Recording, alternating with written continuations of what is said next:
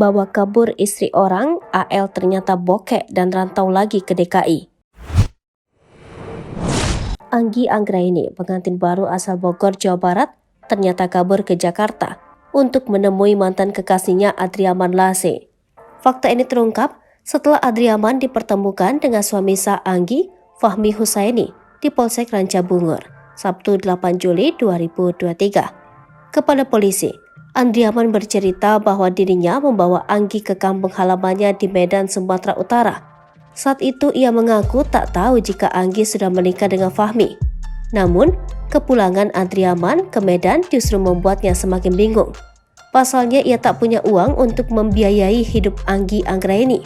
Akhirnya, Adriaman memutuskan untuk merantau lagi ke Jakarta. Di saat yang bersamaan, orang tua Anggi sudah mencari-cari anaknya dan meminta segera pulang. Lantaran tak ada biaya, Anggi dan Adriaman akhirnya dibelikan tiket pesawat oleh orang tua Anggi. Seharusnya tujuan penerbangan adalah Jakarta, namun karena kehabisan tiket, keduanya pun mendarat di Bandung.